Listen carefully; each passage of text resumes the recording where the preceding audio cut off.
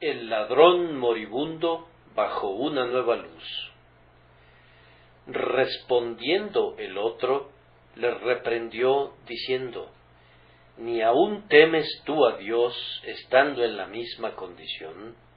Nosotros, a la verdad, justamente padecemos, porque recibimos lo que merecieron nuestros hechos, mas éste ningún mal hizo.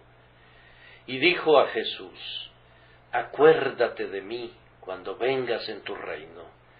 Lucas 23, 40 al 42. Cada vez que se habla de la conversión del ladrón moribundo, muchísimas personas recuerdan que fue salvado en el artículo de la muerte y hablan extensa y exclusivamente de eso. Este ladrón ha sido citado siempre como un ejemplo de salvación a la 11ª hora, y, en efecto, lo es. En su caso queda demostrado que con tal de que un hombre se arrepienta, obtiene el perdón. La cruz de Cristo es benéfica incluso para un hombre que cuelga de una horca y que está próximo a su hora final. Aquel que es grande para salvar fue poderoso, aun en su propia muerte, para arrebatar a otros de la mano del destructor, a pesar de que estuvieran a punto de expirar. Pero lo que esta historia nos enseña no se limita a eso, y siempre es una lástima considerar exclusivamente un punto pasando por alto a todos los demás, y perderse así, quizás, de lo más importante. Tantas veces ha sido ese el caso que ha producido una especie de sentimiento de repulsión en algunas mentes que se han visto impulsadas a tomar una dirección equivocada por su deseo de protestar contra lo que consideran que constituye un error común. Leí el otro día que esta historia del ladrón agonizante no debería ser utilizada como un estímulo para fomentar que la gente espere a llegar al lecho mortuorio para que se arrepienta. Hermanos, si el autor se hubiera propuesto que esta historia no fuera usada nunca para promover que la gente postergara el arrepentimiento hasta que se encontrara en el lecho mortuorio, su relato es correcto. Pero yo tengo la seguridad de que no era eso lo que se proponía.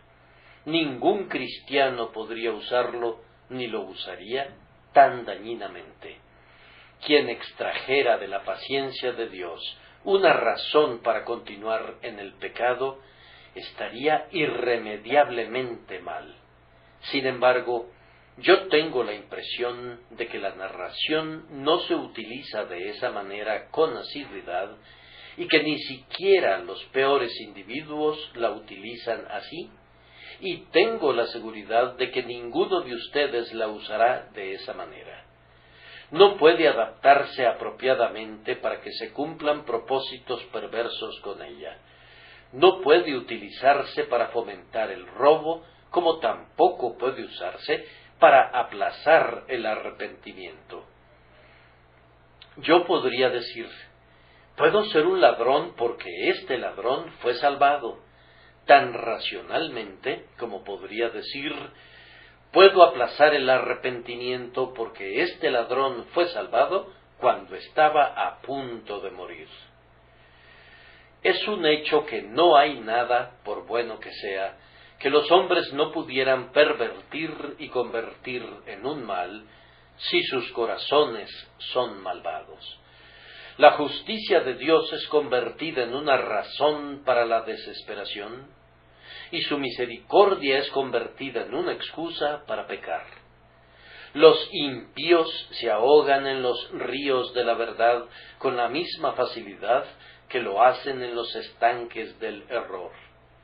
Quien tiene el ánimo de destruirse a sí mismo puede asfixiar su alma con el pan de vida o desmenuzarse contra la roca de la eternidad.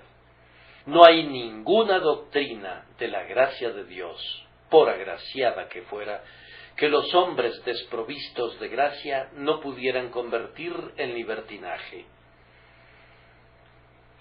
Sin embargo, me aventuro a decir que si yo estuviera junto al lecho de un moribundo esta noche y lo encontrara ansioso por su alma, pero temeroso de que Cristo no pudiera salvarlo porque postergó su arrepentimiento hasta tan tarde, yo ciertamente le mencionaría al ladrón agonizante y lo haría con una buena conciencia y sin dudarlo. Yo le diría que, aunque estuviera tan cercano a la muerte como estuvo el ladrón sobre la cruz, con todo, si se arrepentía de su pecado y volvía con fe su rostro a Cristo, encontraría la vida eterna. Yo haría eso de todo corazón, regocijándome de contar con una historia así para transmitírsela a alguien que estaba a las puertas de la eternidad. No creo que el Espíritu Santo me censurara por usar con ese fin un relato que él mismo ha dejado registrado, sabiendo de antemano que sería usado de esta manera. De todos modos, sentiría en mi propio corazón una dulce convicción de haber tratado el tema como debí haberlo tratado y como tenía el propósito de ser usado, es decir, en hombres en una condición in extremis cuyos corazones se estuvieran volviendo al Dios viviente. Oh, sí, pobre alma, prescindiendo de tu edad o del período de vida que hubieres alcanzado, tú puedes encontrar ahora la vida eterna por medio de la fe en Cristo.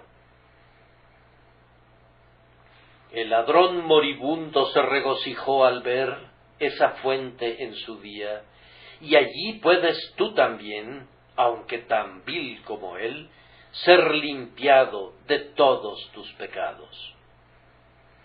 Muchas buenas gentes piensan que deben defender el Evangelio, pero el Evangelio nunca está tan seguro como cuando descuellan su propia majestad desnuda. No necesita que lo cubramos. Cuando lo protegemos con condiciones y lo custodiamos con excepciones y lo matizamos con observaciones, le sucede lo que le pasó a David con la armadura de Saúl. Es estorbado y obstaculizado, e incluso podría oírse que clama: yo no puedo andar con esto. Dejen en paz al Evangelio y salvará. Si lo matizan, la sal habría perdido su sabor. Me aventuraré a expresarlo de esta manera para ustedes. He oído decir que muy pocas personas son convertidas jamás en la ancianidad, y se piensa que esa es una declaración que resulta ser sumamente incitante e impresionante para los jóvenes.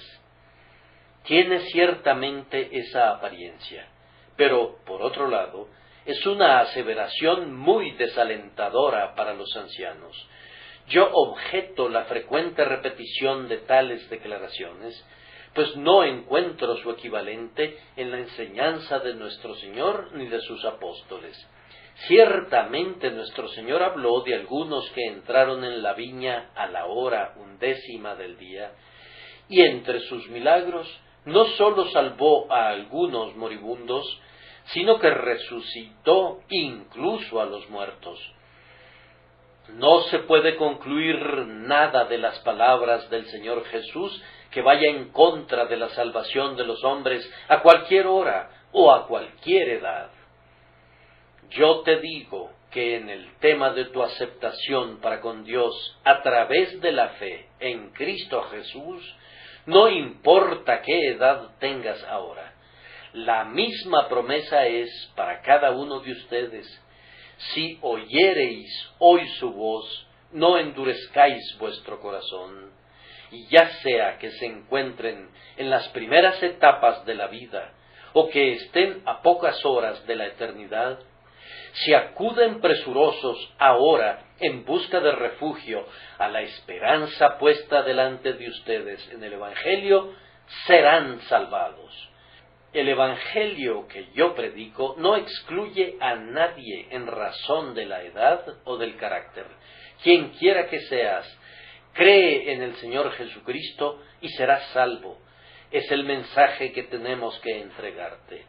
Si les transmitimos la forma más extensa del Evangelio, el que creyere y fuere bautizado será salvo, esto es válido para todo ser humano viviente, cualquiera que sea su edad.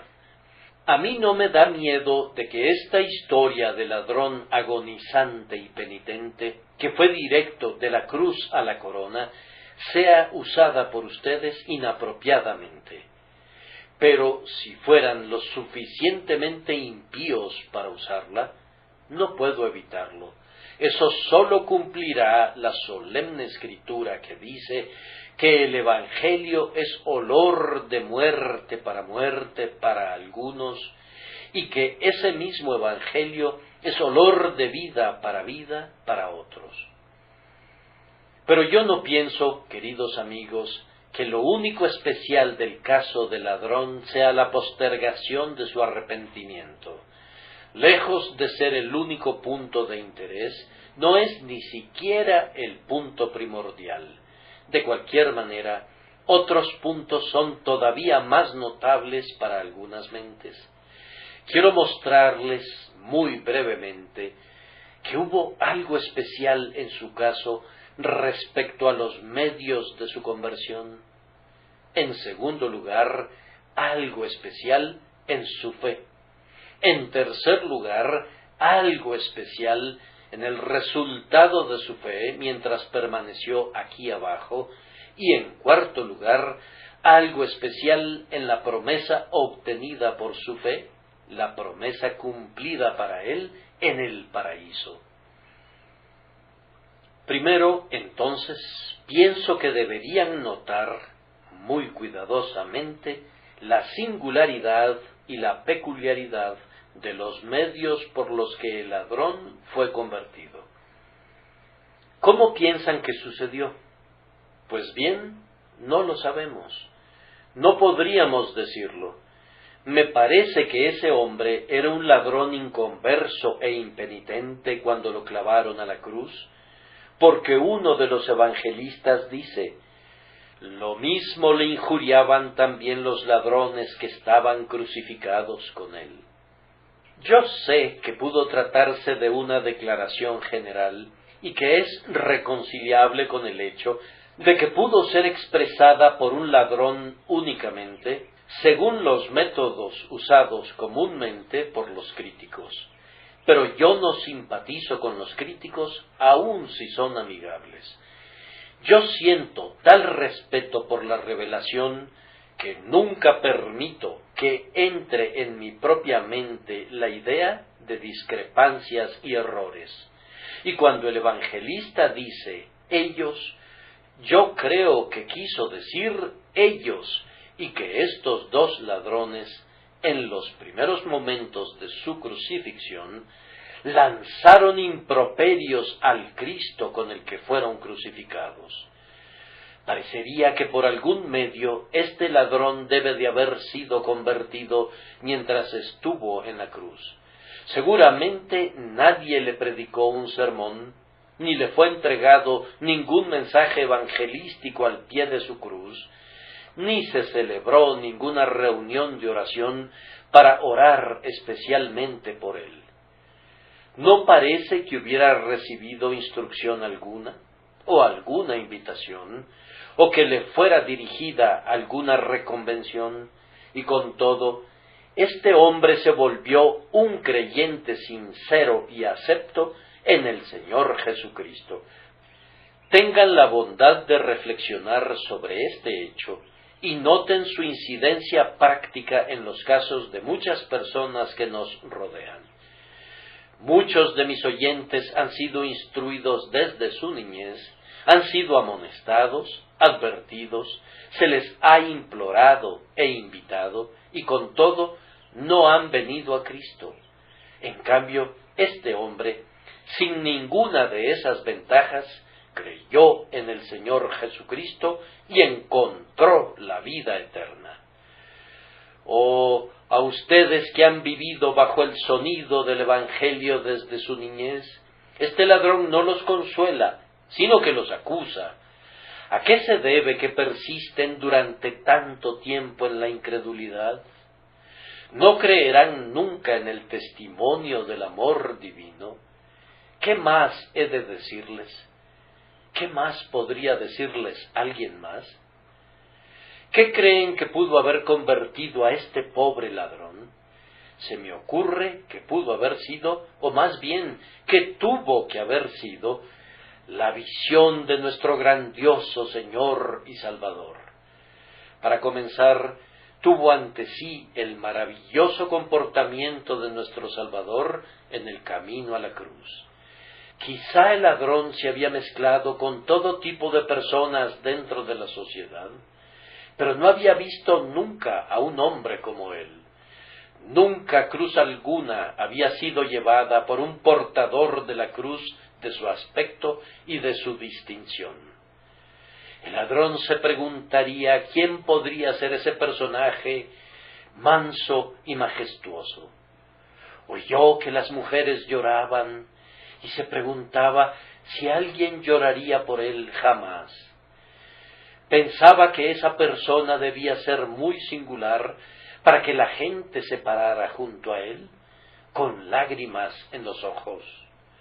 Cuando oyó que ese misterioso ser sufriente decía tan solemnemente: «Hijas de Jerusalén, no lloréis por mí, sino llorad por vosotras mismas y por vuestros hijos», debe de haberse quedado mudo de asombro, cuando recordó en su agonía mortal la singular mirada de piedad con que Jesús había visto a las mujeres y el olvido de sí mismo que resplandecía en su mirada.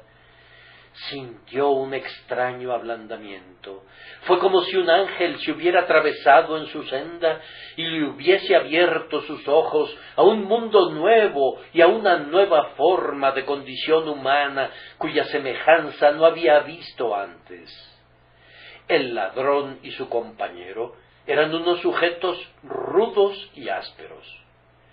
Él, en cambio, era un ser delicadamente formado y moldeado, de un orden superior en sí mismo, sí, de un orden superior en relación a cualquiera de los hijos de los hombres.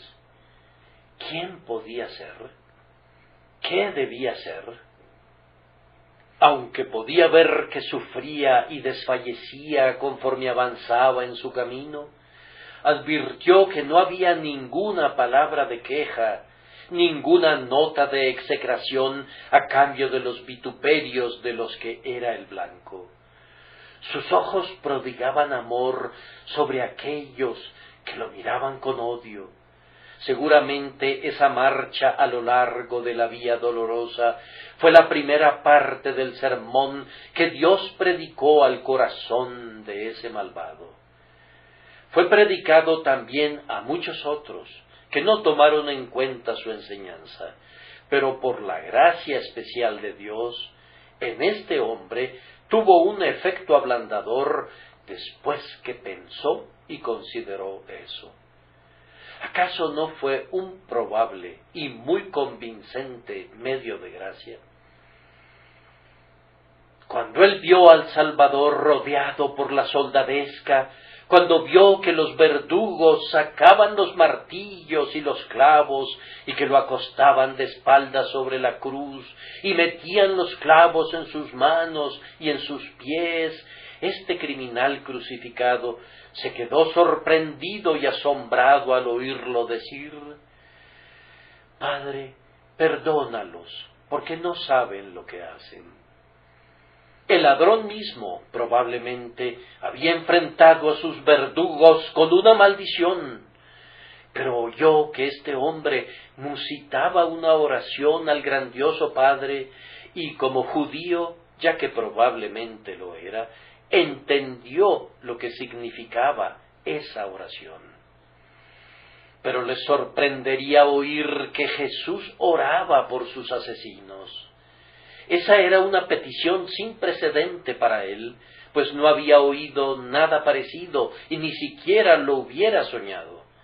¿De qué labios podía brotar sino de labios de un ser divino? Se trataba de una oración muy amorosa, remisoria y divina, que demostraba que él era el Mesías. ¿Quién más había orado así jamás? Ciertamente ni David ni los reyes de Israel, quienes, por el contrario, con toda sinceridad y de corazón, imprecaron la ira de Dios sobre sus enemigos. Elías mismo no habría orado de esa manera, sino que más bien habría pedido que descendiera fuego del cielo sobre el centurión y su compañía. Era un sonido nuevo y extraño para él. No creo que lo apreciara a plenitud, pero bien puedo creer que lo impresionó profundamente y que lo condujo a sentir que su compañero en el sufrimiento era un ser en el que había un supremo misterio de bondad. Y cuando fue alzada la cruz, ese ladrón que colgaba de su propia cruz miró en torno suyo, y yo supongo que pudo contemplar aquella inscripción que había sido escrita en 3 idiomas: Jesús Nazareno, Rey de los Judíos. Si así fuera, esa frase fue su pequeña Biblia, fue su Nuevo Testamento, y él lo interpretó utilizando sus conocimientos del Antiguo Testamento. El ladrón ató cabos. Esa extraña persona, esa belleza encarnada llena de paciencia y de majestad, esa extraña oración, y ahora esta singular inscripción, todo eso, unido a sus conocimientos del Antiguo Testamento, seguramente lo indujeron a preguntarse: ¿se tratará de él? ¿Será éste verdaderamente el Rey de los Judíos? Este es el que hizo milagros y resucitó a los muertos y dijo que era el Hijo de Dios.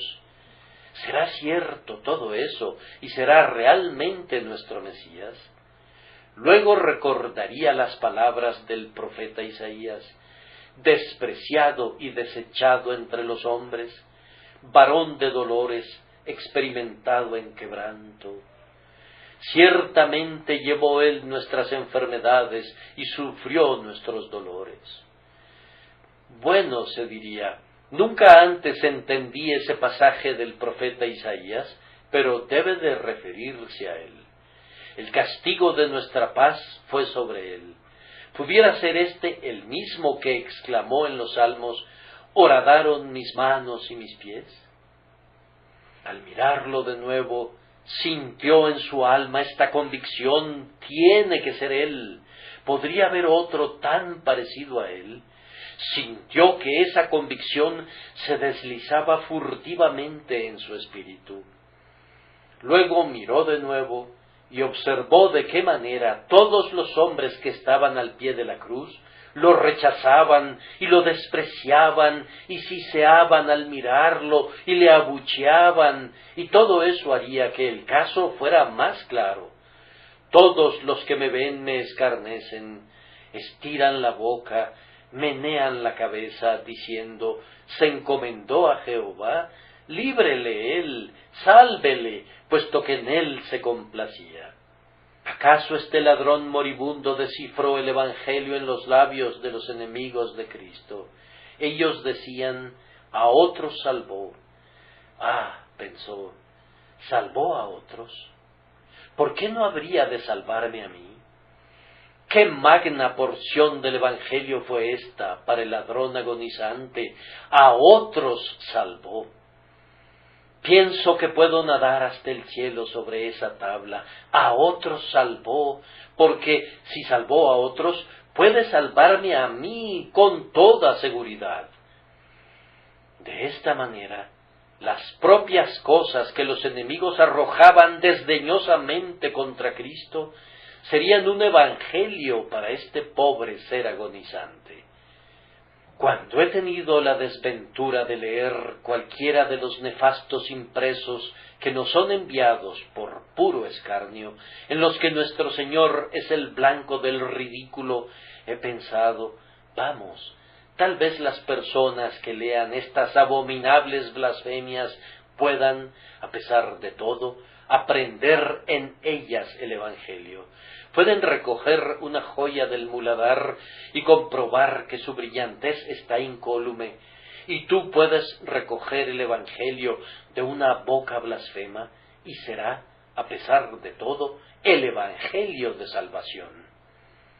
¿Acaso este hombre aprendió el Evangelio de aquellos que se mofaban de nuestro agonizante Señor, y así los siervos del diablo se convirtieron inconscientemente en siervos de Cristo? Pero, después de todo, seguramente lo que lo ganó mayormente debe de haber sido que miró a Jesús de nuevo, que colgaba entonces del cruel madero. Posiblemente nada tocante a la persona física de Cristo fuera atractiva para él, pues fue desfigurado de los hombres su parecer, y su hermosura más que los hijos de los hombres, pero con todo, ese bendito rostro debe de haber poseído un encanto singular. ¿Acaso no era la imagen misma de la perfección? Según concibo el rostro de Cristo, era muy diferente de todo lo que cualquier pintor hubiera sido capaz de plasmar jamás sobre un lienzo. Era un rostro lleno de bondad y de amabilidad y de abnegación, y sin embargo, era un rostro de naturaleza real. Era un semblante de justicia superlativa y de ternura sin par. La justicia y la rectitud eran manifiestas en su semblante, pero también la infinita piedad y la buena voluntad para con los hombres habían establecido su residencia allí.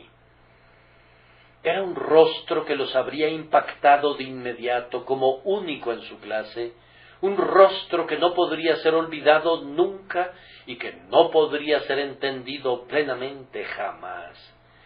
Era un rostro colmado de aflicción, y con todo era un rostro pleno de amor. Era un rostro colmado de bondad, y con todo era un rostro pleno de resolución y pleno de sabiduría. Era un rostro colmado de sencillez.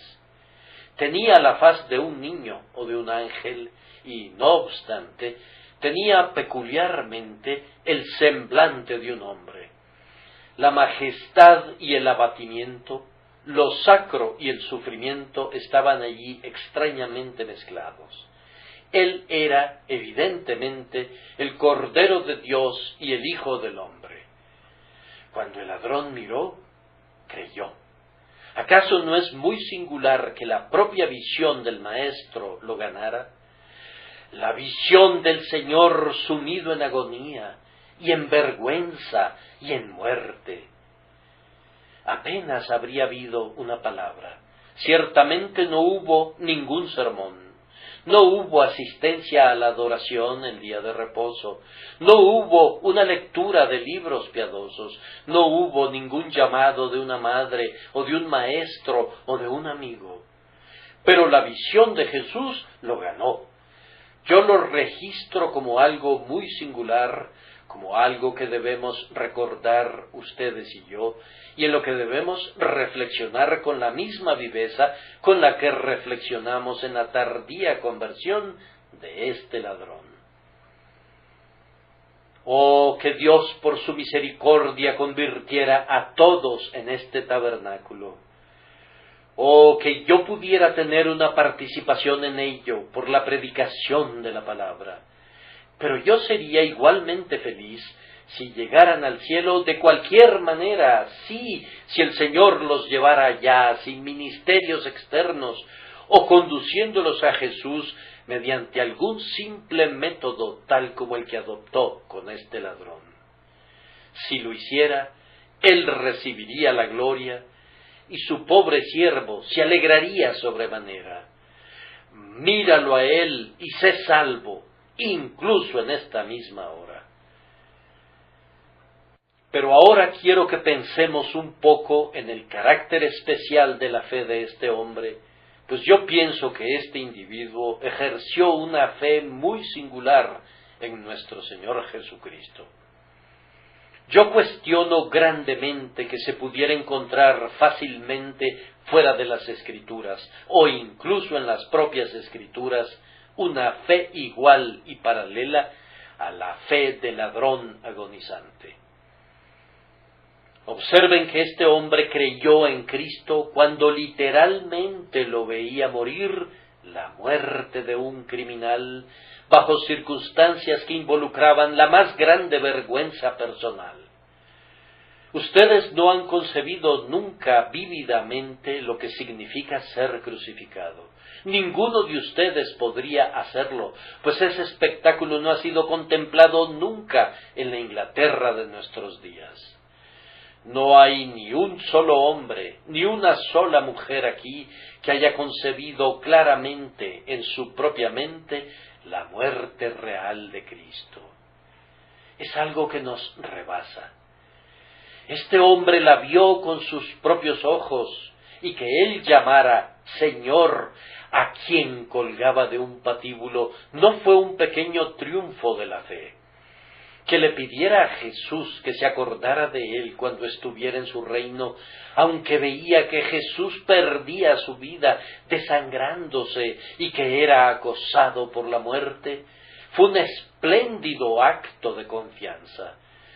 Que pusiera su destino eterno en las manos de uno que era, según todas las apariencias, incapaz de preservar su propia vida, fue un noble logro de la fe. Yo digo que este ladrón moribundo camina a la vanguardia en materia de fe, pues lo que vio de las circunstancias del Salvador estaba calculado para contradecir más bien que para ayudar a su confianza.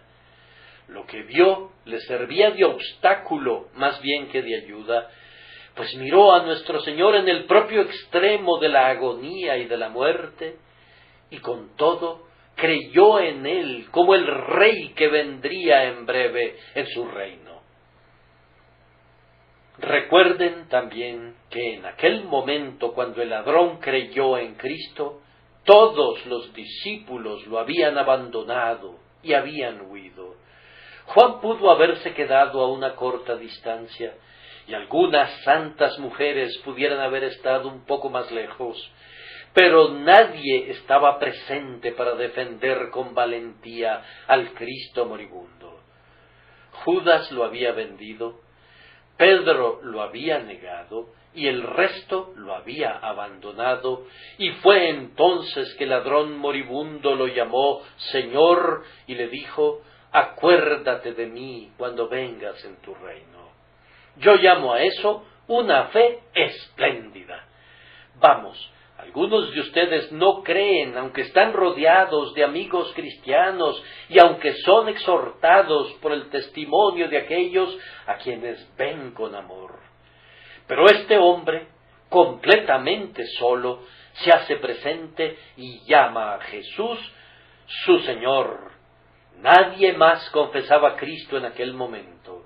No había ningún avivamiento en torno suyo con multitudes entusiastas. El ladrón estaba completamente solo como confesor de su Señor. Después que nuestro Señor fue clavado al madero, el primero en dar testimonio a su favor fue este ladrón.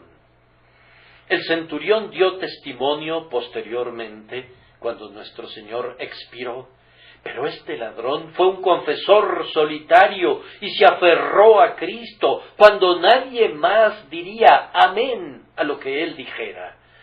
Aún su compinche ladrón se burlaba del Salvador crucificado, de manera que este hombre brillaba como una estrella solitaria en la oscuridad de medianoche. Oh, señores, ¿se atreven ustedes a ser Danieles? ¿Se atreven a permanecer solos? ¿Se atreven a quedarse firmes en medio de una multitud procaz y decir: Jesús es mi Rey, Yo únicamente le pido que se acuerde de mí cuando venga en su reino.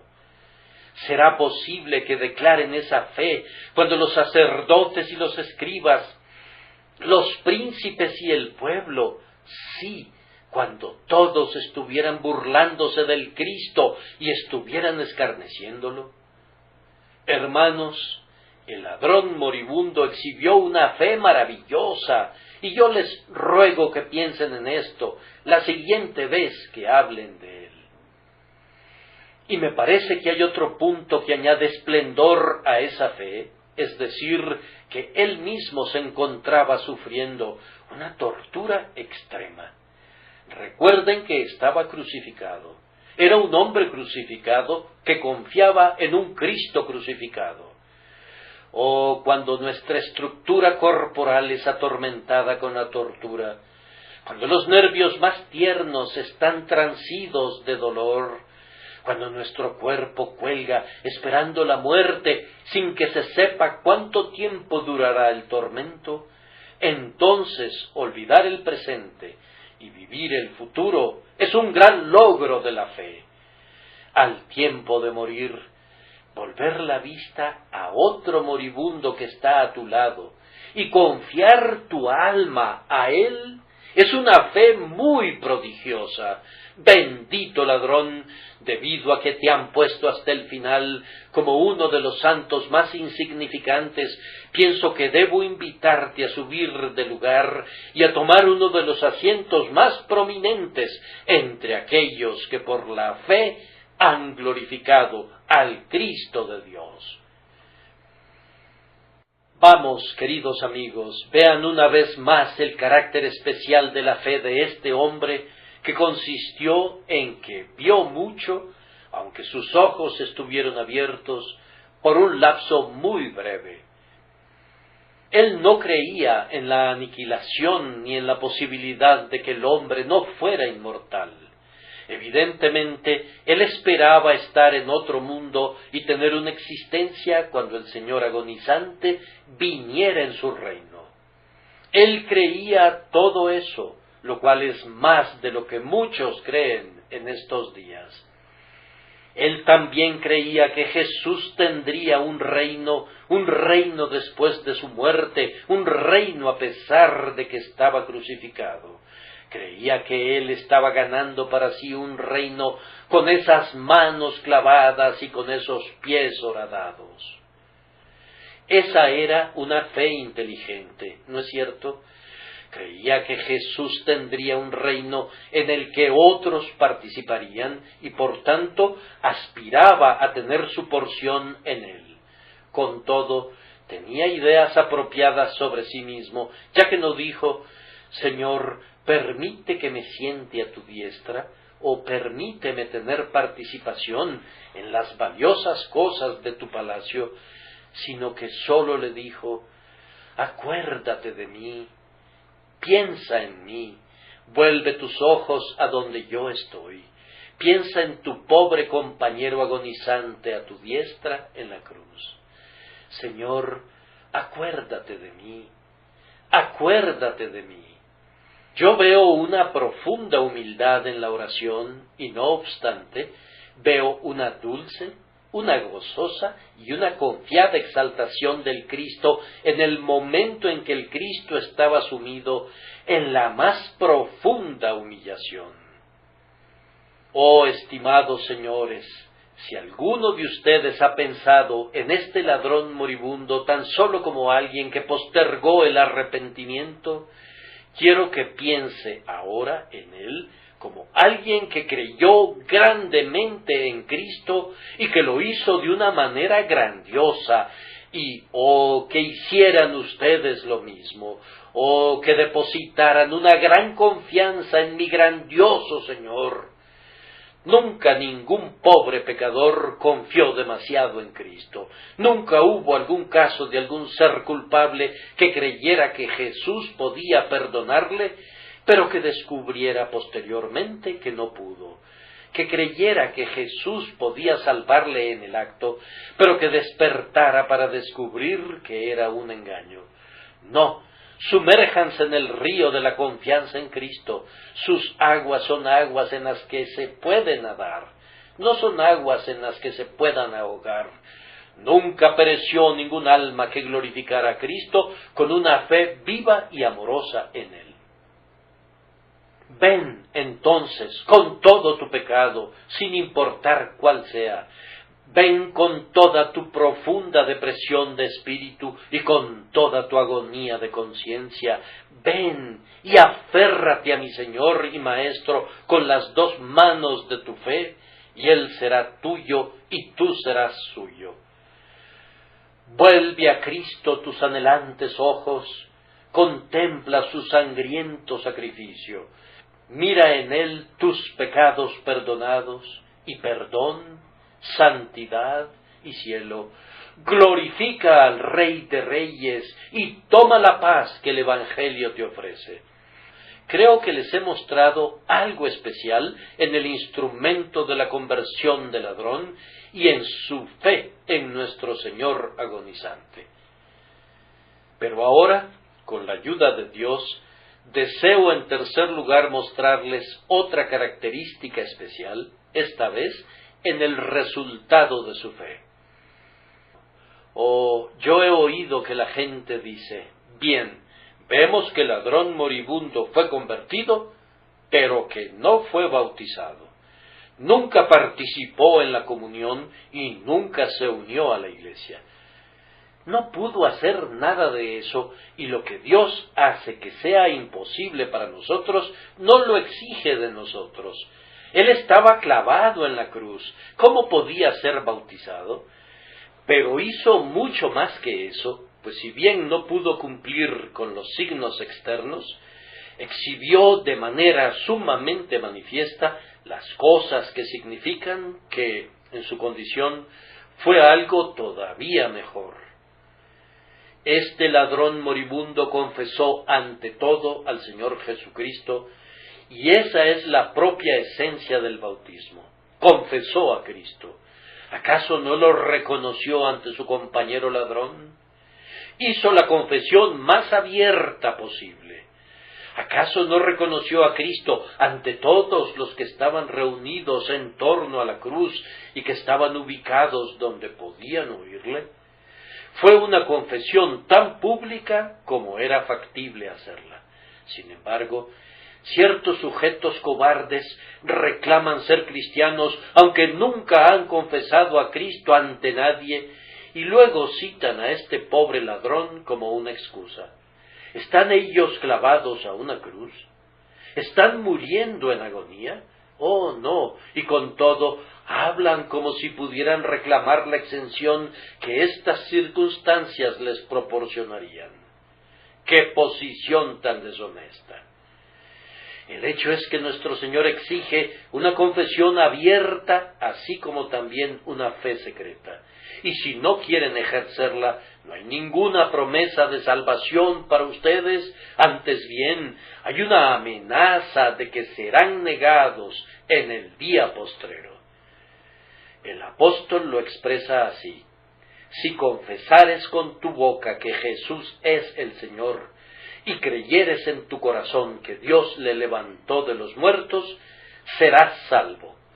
En otro lugar hay una declaración en este sentido: el que creyere y fuere bautizado será salvo.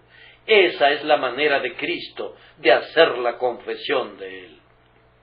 Si existe una verdadera fe, debe declararse.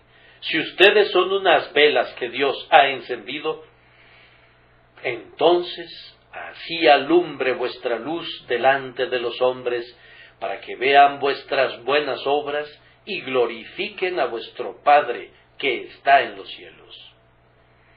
Los soldados de Cristo, igual que los soldados de su Majestad la Reina, tienen que vestir el uniforme del regimiento, y si se avergonzaran del uniforme del regimiento, tendrían que ser expulsados del regimiento. Quienes rehúsan marchar en las filas con sus camaradas no son soldados honestos. Lo mínimo que el Señor Jesucristo puede esperar de nosotros es que lo confesemos en la medida que podamos. si tú estuvieras clavado a una cruz, yo no te invitaría a ser bautizado. Si estuvieras clavado a un árbol, esperando la muerte, no te pediría que vinieras a este púlpito a declarar tu fe, pues no podrías hacerlo. Solo se requiere que hagas lo que puedes hacer, es decir, que hagas una profesión de fe en el Señor Jesucristo tan clara y definida como sea apropiada a tu condición presente. Creo que muchos cristianos se meten en muchos problemas debido a que no son honestos en sus convicciones. Por ejemplo, si un hombre va a un taller o un soldado entra en una barraca y si de entrada no hacen ondear su bandera, será muy difícil que la hagan ondear posteriormente. Pero si de manera inmediata y valiente les hacen saber: yo soy un cristiano y hay ciertas cosas que no puedo hacer para agradarlos y hay algunas otras cosas que no puedo evitar hacer, aunque les desagraden. Cuando eso queda claramente entendido, después de un tiempo, la singularidad de la cosa desaparecerá y dejarán tranquilo a ese hombre. Pero si es un poco solapado y cree que va a agradar al mundo y a agradar también a Dios, puede estar seguro de que le aguardan momentos difíciles. Su vida será la de un sapo bajo una rastra o de una zorra en una perrera, si es que sigue el camino de la contemporización. Eso no funcionará. Date a conocer, muestra tus colores, que sepan quién eres y lo que eres, y aunque tu curso no sea fácil, no será ciertamente ni la mitad de difícil que si trataras de correr con la liebre y cazar con los sabuesos, lo cual es una empresa muy difícil. Este hombre se dio a conocer inmediatamente e hizo una confesión de su fe en Cristo tan abierta como le fue posible. Lo siguiente que hizo fue reprender a su compañero pecador. Le habló en respuesta a la procacidad con la que atacó a nuestro Señor. Yo no sé qué cosas había estado diciendo blasfemamente el inconverso convicto, pero su compañero convertido le habló con toda honestidad. ¿Ni aún temes tú a Dios estando en la misma condenación? Nosotros, a la verdad, justamente padecemos porque recibimos lo que merecieron nuestros hechos, mas éste ningún mal hizo. En estos días es más necesario que nunca que los creyentes en Cristo no permitan que el pecado pase sin reprensión, y sin embargo una gran cantidad de ellos lo hacen. ¿Acaso no saben que una persona que permanece en silencio cuando se dice o se hace algo malo puede volverse partícipe en el pecado?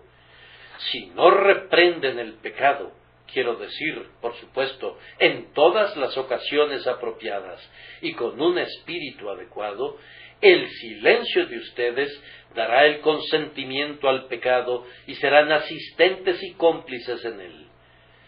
A un hombre que viera un robo y que no gritara «detengan al ladrón», se le consideraría que está en colusión con el ladrón, y el hombre que puede oír blasfemar o ver la impureza y que no expresa nunca ni una palabra de protesta, debería cuestionarse seriamente si él mismo está bien.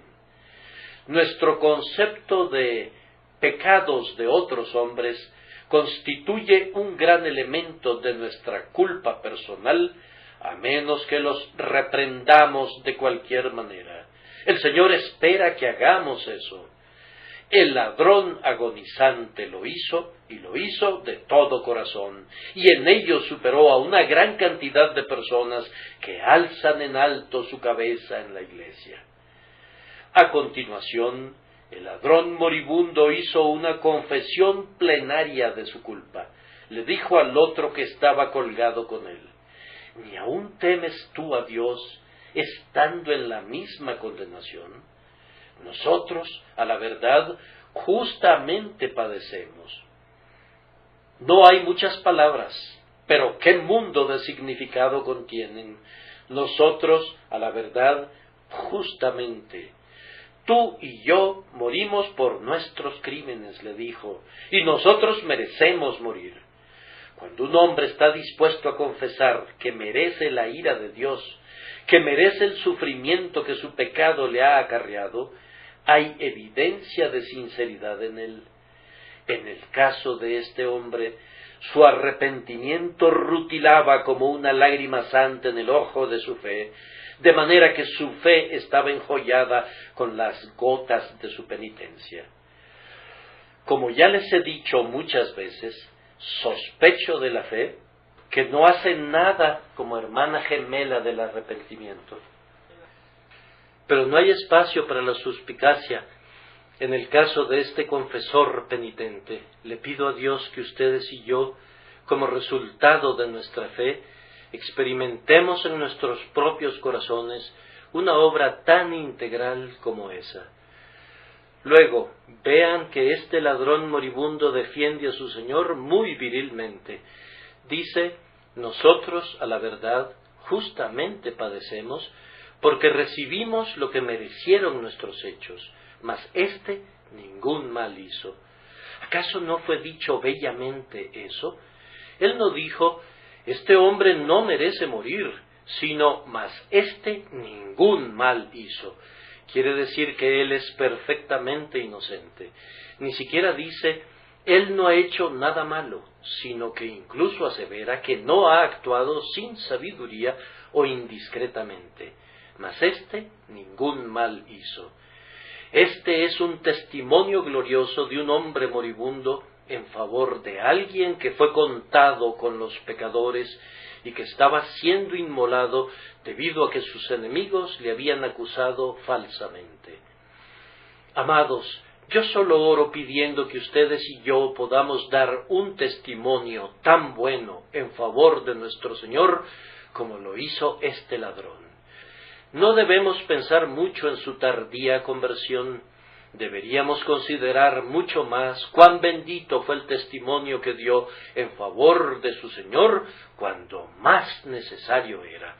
Cuando todas las demás voces permanecían silentes, un penitente sufriente se expresó públicamente y dijo, mas éste ningún mal hizo. Vean, además, otra señal de la fe de este hombre. Él ora y su oración es dirigida a Jesús. Acuérdate de mí cuando vengas en tu reino. La verdadera fe es siempre una fe que ora. He aquí, él ora. Es una de las pruebas más seguras del nuevo nacimiento. Oh amigos, que abundáramos en oración, pues así demostraríamos que nuestra fe en Jesucristo es lo que debería ser. Este ladrón convertido abrió su boca ampliamente en oración. Oró con gran confianza respecto a la venida del reino y buscó primero ese reino, incluso con la exclusión de todo lo demás. Pudo haber pedido que se le concediera la vida o que se le mitigara el dolor, pero él prefirió el reino, y esa es una excelsa señal de gracia. En adición a orar así, ustedes verán que él adora y venera a Jesús, pues le dice, Señor, acuérdate de mí cuando vengas en tu reino. La petición está expresada como si sintiera, con solo que Cristo piense en mí, eso basta. Con solo que me recuerde, el pensamiento de su mente será eficaz para todo lo que necesite en el mundo venidero. Esto equivale a imputar la deidad a Cristo. Si alguien puede hacer que todo dependa de la simple memoria de una persona, tiene que tener una muy alta estimación de esa persona. Si ser recordado por el Señor Jesús es todo lo que este hombre pide o desea, le rinde al Señor un grande honor. Yo pienso que su oración contenía una adoración igual a los eternos aleluyas de los querubines y de los serafines. contenía una glorificación de su Señor que no ha sido sobrepasada aún por las sinfonías interminables de los espíritus angélicos que rodean el trono. Ladrón, te comportaste muy bien. Oh, que algún espíritu penitente aquí presente fuera ayudado a creer de igual manera, a confesar de igual manera, a defender a su Señor de igual manera, a adorar de igual manera y a venerar de igual manera, y entonces la edad del convertido sería un asunto de la más mínima importancia imaginable. Ahora, la última observación es esta. Hubo algo muy especial respecto a la palabra de nuestro Señor para el ladrón moribundo tocante al mundo venidero. El Señor le dijo: de cierto te digo que hoy estarás conmigo en el paraíso. Él solo le pidió al Señor que lo recordara, pero obtuvo esta sorprendente respuesta: de cierto te digo que hoy estarás conmigo en el paraíso. En algunos sentidos yo envidio a este ladrón agonizante por esta razón, porque cuando el Señor me perdonó, y cuando perdonó a la mayoría de ustedes que están presentes, Él no nos dio un lugar en el paraíso ese mismo día. No hemos llegado todavía al reposo que nos ha sido prometido. No, ustedes siguen esperando aquí. Algunos de ustedes han estado esperando durante largo tiempo. Han transcurrido 30 años para muchos de nosotros. Han transcurrido 40 o 50 años para muchas personas a partir del día que el Señor borró sus pecados, pero todavía no están con Él en el paraíso. Hay una amada hermana de esta iglesia que, según mis cálculos, ha conocido al Señor durante 70 años, y ella está todavía con nosotros, habiendo rebasado ya el 90º año de su existencia. El Señor no la admitió en el paraíso el propio día de su conversión. Él no llevó a nadie de nosotros de la naturaleza a la gracia y de la gracia a la gloria en un día. Hemos tenido que esperar un buen rato. Hay algo que tenemos que hacer en el desierto, y por esa razón nos mantiene fuera del huerto celestial. Yo recuerdo que el señor Baxter comentaba que no tenía ninguna prisa de llegar al cielo. Y cuando un amigo visitó al Dr. Owen, que había estado escribiendo acerca de la gloria de Cristo, le preguntó qué pensaba respecto a ir al cielo. Aquel gran teólogo le respondió: anhelo mucho ir allá. Bueno, comentó el otro, acabo de hablar con el santo señor Baxter, y él dice que preferiría estar aquí, pues piensa que puede ser más útil en la tierra.